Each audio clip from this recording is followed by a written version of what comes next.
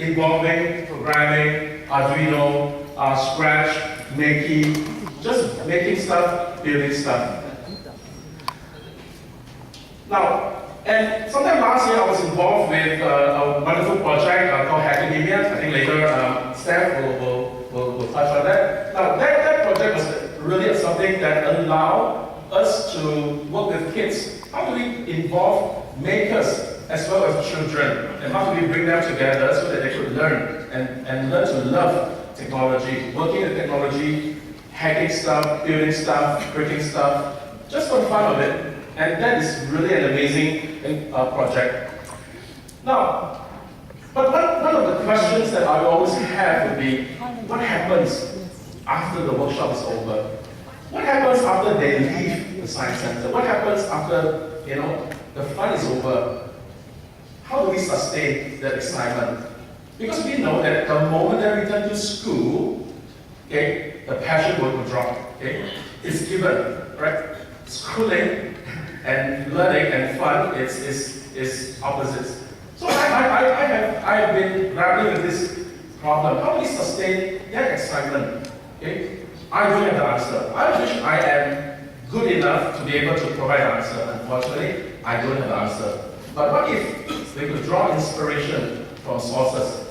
For example, when I was young, I am really intrigued with the stories by the Secret Seven.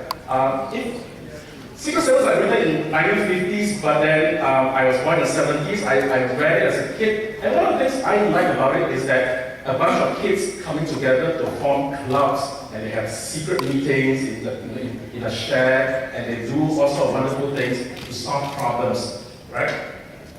Now, what if we could take some of this inspiration, okay? And, like for example, I'm inspired by the work of Hacker Scout, and currently I call Curiosity Hack, Samantha, who kind of started this project. Like, what if we could get kids to form clubs where you can give them badges, and there's a curriculum tree for them to pick up to learn to embrace technology. And there's like a progression where you can do circuit design, soldering, working with Arduino, and eventually moving on to build big things.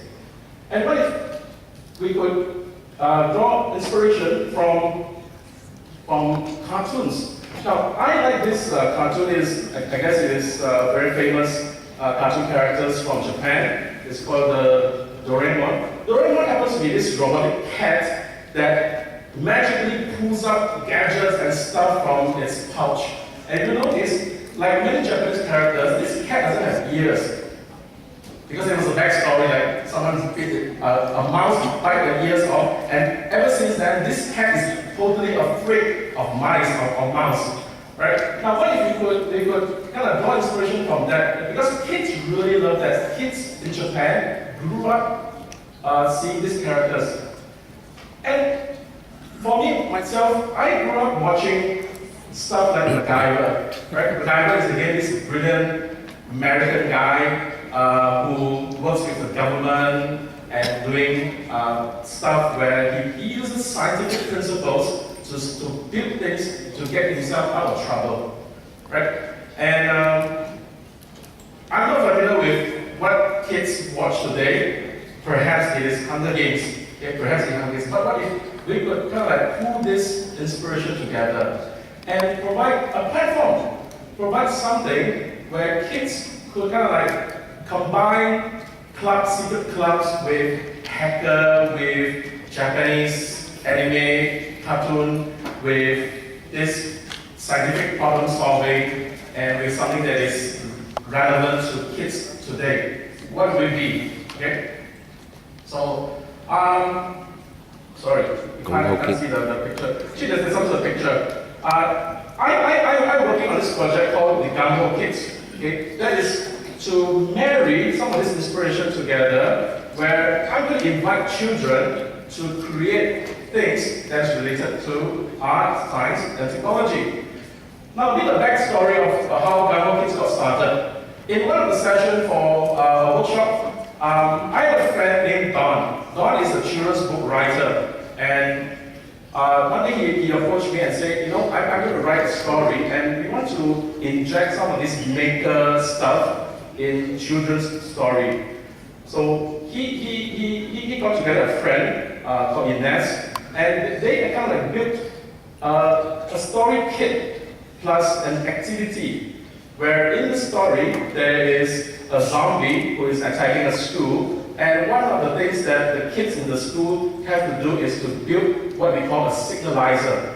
Now, this word signalizer doesn't exist. It is a pseudo engineering name given to make paper with LED and coin battery sound sexy.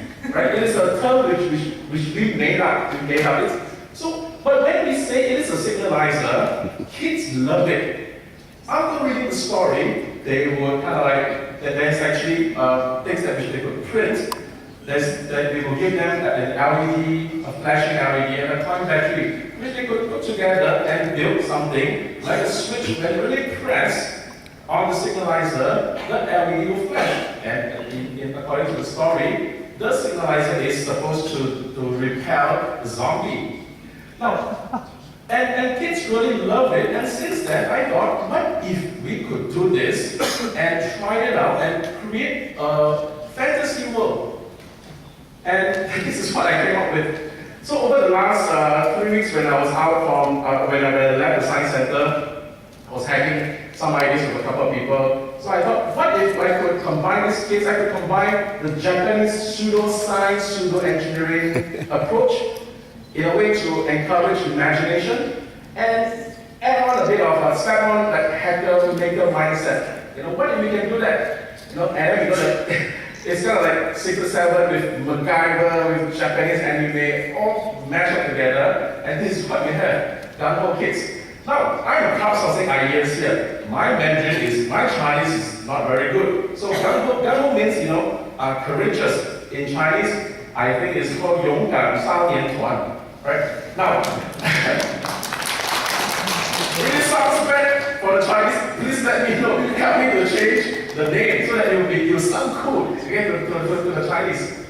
So in the Gung-Ho Kids, what happens is that these kids are really special. They don't have magical powers, but they work with pseudo-engineering and pseudo-science, which means they are real scientific principles embedded in the story, but it is not possible now. It is plausible in the future. Okay? But the whole idea is to stretch your imagination, and so that we could introduce science, technology, art in a way that is not intimidating, in a way that they will read, they will love it, and they will grow to enjoy it. And I am inviting the kids to be part of this project because I'm going to open source this project. I'm going to create characters, I'm going to give it up.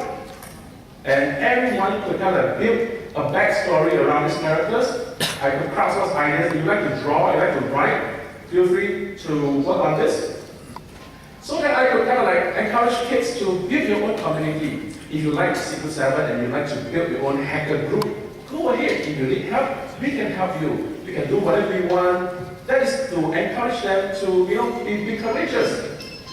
And what I did was, I was told I need to insert this line about how do I make with China. Now, on Wednesday, I sent this design file over. Guess what? On Friday or on Saturday, someone actually did a pack of stickers for me.